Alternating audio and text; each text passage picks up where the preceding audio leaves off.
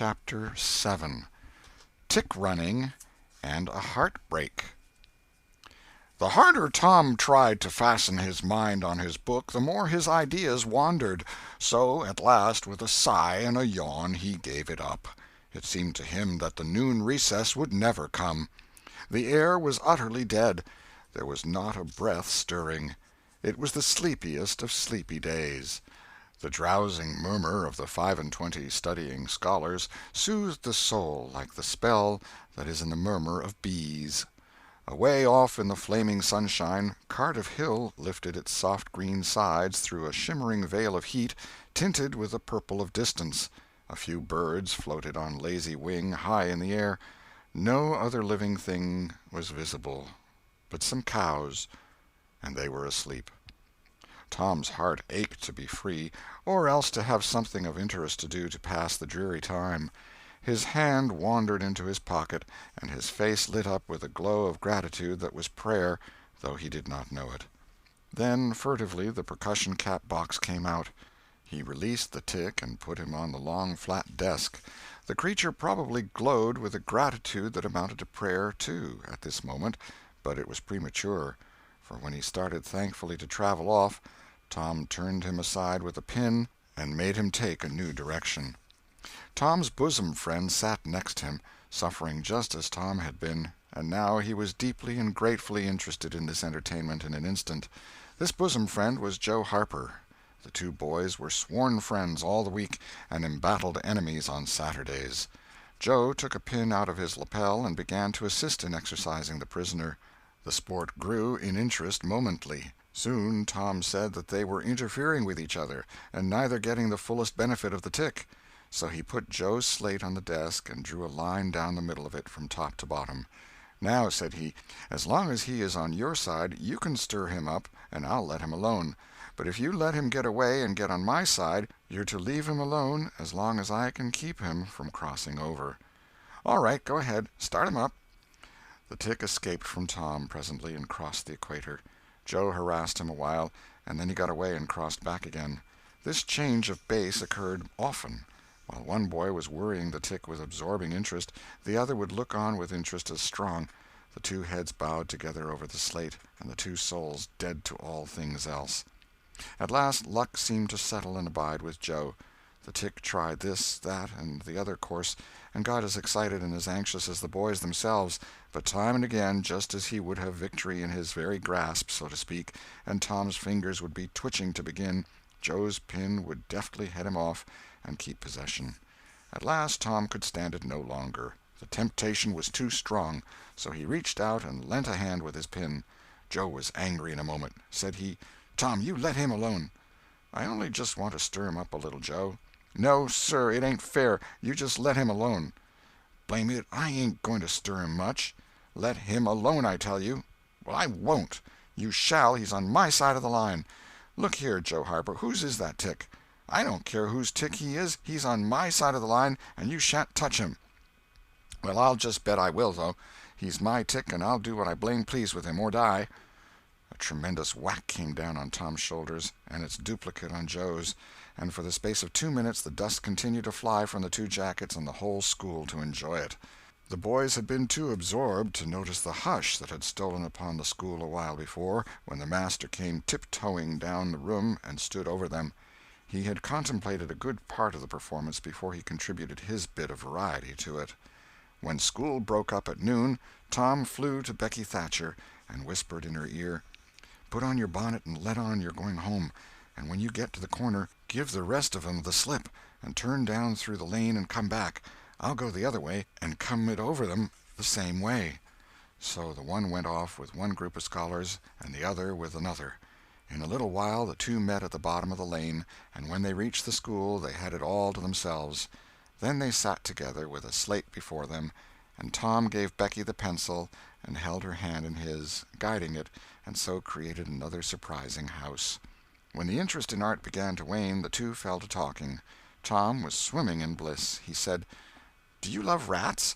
"No, I hate them." "Well, I do, too. Live ones. But I mean dead ones, to swing round your head with a string." "No, I don't care for rats much, anyway. What I like is chewing gum." "Oh, I should say so. I wish I had some now." "Do you? I've got some. I'll let you chew it a while, but you must give it back to me." That was agreeable, so they chewed it turn about, and dangled their legs against the bench in excess of contentment. "Was you ever at a circus?" said Tom. "Yes, and my pa's going to take me again sometime, if I'm good. I've been to the circus 3 or 4 times, lots of times. Church ain't shucks to a circus. There's things going on at a circus all the time. I'm going to be a clown in a circus when I grow up." "Oh, are you? That will be nice. They're so lovely, all spotted up." "Yes, that's so. And they get slathers of money, most $1 a day, Ben Rogers says. Say, Becky, was you ever engaged?" "What's that?" "Why, engaged to be married." "No? Would you like to?" "I reckon so. I don't know. What is it like?" "Like? Why, it ain't like anything. You only just tell a boy you won't ever have anybody but him, ever, ever, ever, and then you kiss, and that's all. Anybody can do it." "Kiss? What do you kiss for?" "Why, that, is to— well, they always do that." "Everybody?" "Why, yes, everybody that's in love with each other. Do you remember what I wrote on the slate?" Yes." "What was it?" "I shan't tell you."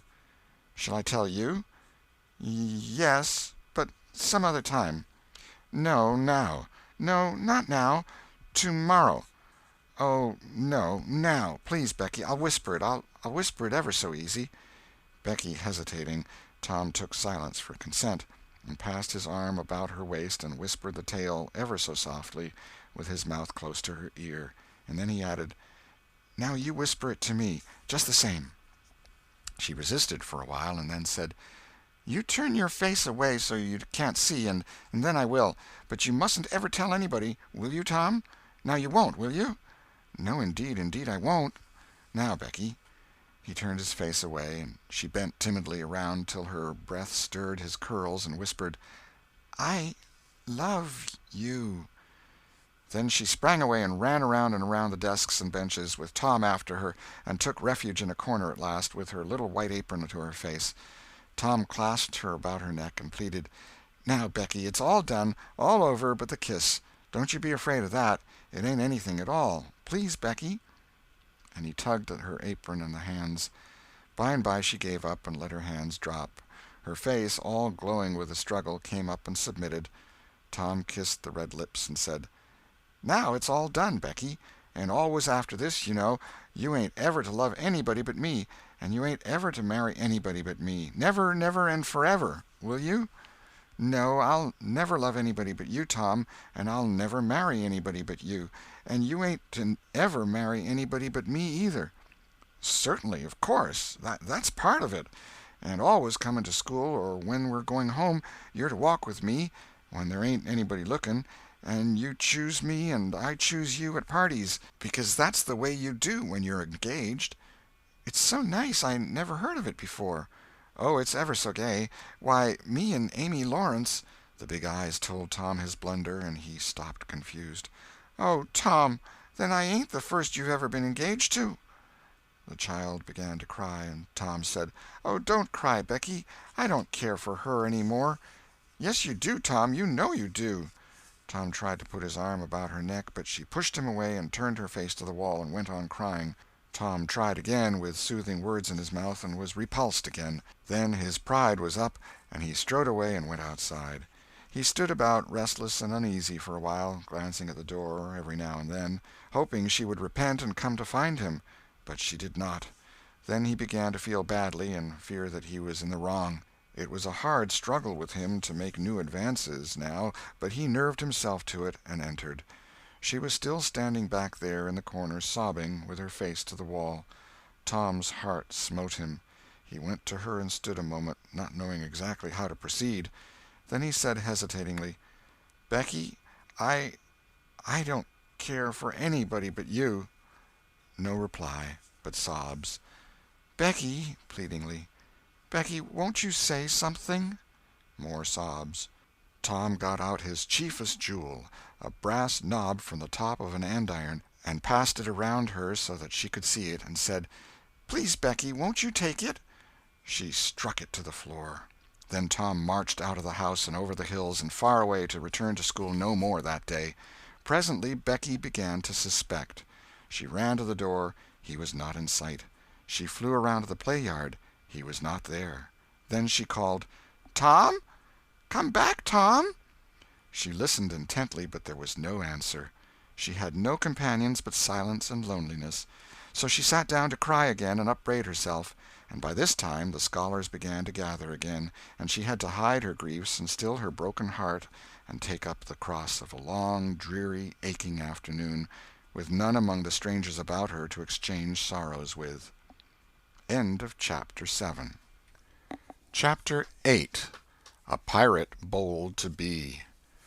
Tom dodged hither and thither through lanes until he was well out of the track of returning scholars, and then fell into a moody jog. He crossed a small branch 2 or 3 times, because of a prevailing juvenile superstition that to cross water baffles pursuit. Half an hour later he was disappearing behind the Douglas mansion on the summit of Cardiff Hill, and the schoolhouse was hardly distinguishable away off in the valley behind him. He entered a dense wood, picked his pathless way to the center of it, and sat down on a mossy spot under a spreading oak. There was not even a zephyr stirring. The dead noonday heat had even stilled the songs of the birds. Nature lay in a trance that was broken by no sound but the occasional far-off hammering of a woodpecker, and this seemed to render the pervading silence and sense of loneliness the more profound. The boy's soul was steeped in melancholy. His feelings were in happy accord with his surroundings. He sat long with his elbows on his knees and his chin in his hands, meditating. It seemed to him that life was but a trouble at best, and he more than half envied Jimmy Hodges, so lately released. It must be very peaceful, he thought, to lie and slumber and dream forever and ever, with the wind whispering through the trees and caressing the grass and the flowers over the grave, and nothing to bother and grieve about, ever any more. If he only had a clean Sunday-school record, he could be willing to go, and be done with it all. Now, as to this girl, what had he done? Nothing. He had meant the best in the world, and been treated like a dog, like a very dog. She would be sorry some day, maybe when it was too late. Ah, if he could only die temporarily. But the elastic heart of youth cannot be compressed into one constrained shape long at any time. Tom presently began to drift insensibly back into the concerns of this life again. What if he turned his back now and disappeared mysteriously? What if he went away, ever so far away, into unknown countries beyond the seas, and never came back any more? How would she feel then? The idea of being a clown recurred to him now, only to fill him with disgust. For frivolity and jokes and spotted tights were an offense when they intruded themselves upon a spirit that was exalted into the vague, august realm of the romantic. No, he would be a soldier, and return after long years all war-worn and illustrious. No, better still, he would join the Indians, and hunt buffaloes and go on the warpath in the mountain ranges and the trackless great plains of the far west, and away in the future come back a great chief, bristling with feathers, hideous with paint, and prance into Sunday school some drowsy summer morning, with a blood-curdling war-whoop, and sear the eyeballs of all his companions with unappeasable envy. But no, there was something gaudier even than this. He would be a pirate. That was it. Now his future lay plain before him, and glowing with unimaginable splendor. How his name would fill the world, and make people shudder! How gloriously he would go plowing the dancing seas in his long, low, black-hulled racer, the Spirit of the Storm, with his grisly flag flying at the fore. And at the zenith of his fame, how he would suddenly appear at the old village and stalk into church, brown and weather-beaten, in his black velvet doublet and trunks, his great jack-boots, his crimson sash, his belt bristling with horse-pistols, his crime-rusted cutlass at his side, his slouch hat with waving plumes, his black flag unfurled, with a skull and crossbones on it, and hear, with swelling ecstasy, the whisperings, "It's Tom Sawyer the pirate, the Black Avenger of the Spanish Main." Yes, it was settled. His career was determined. He would run away from home and enter upon it. He would start the very next morning. Therefore he must now begin to get ready. He would collect his resources together. He went to a rotten log near at hand and began to dig under one end of it with his barlow knife. He soon struck wood that sounded hollow. He put his hand there and uttered this incantation impressively: "What hasn't come here, come. What's here, stay here." Then he scraped away the dirt and exposed a pine shingle. He took it up and disclosed a shapely little treasure house whose bottom and sides were of shingles. In it lay a marble. Tom's astonishment was boundless. He scratched his head with perplexed air and said, "Well, that beats anything." Then he tossed the marble away pettishly and stood cogitating. The truth was that a superstition of his had failed, here, which he and all his comrades had always looked upon as infallible. If you buried a marble with certain necessary incantations and left it alone a fortnight, and then opened the place with the incantation he had just used, you would find that all the marbles you had ever lost had gathered themselves together there, meantime, no matter how widely they had been separated. But now this thing had actually and unquestionably failed. Tom's whole structure of faith was shaken to its foundations.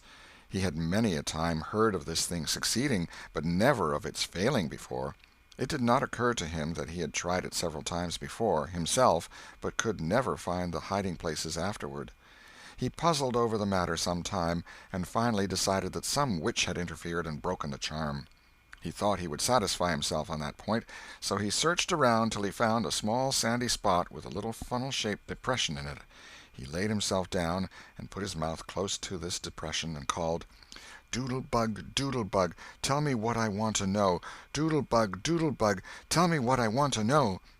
The sand began to work, and presently a small black bug appeared for a second and then darted under again in a fright.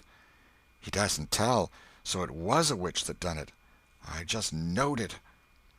He well knew the futility of trying to contend against witches, so he gave up discouraged. But it occurred to him that he might as well have the marble he had just thrown away, and therefore he went and made a patient search for it. But he could not find it. Now he went back to his treasure house and carefully placed himself just as he had been standing when he tossed the marble away. Then he took another marble from his pocket and tossed it in the same way, saying, "Brother, go find your brother." He watched where it stopped, and went there and looked. But it must have fallen short or gone too far, so he tried twice more. The last repetition was successful. The two marbles lay within a foot of each other. Just here the blast of a toy tin trumpet came faintly down the green aisles of the forest.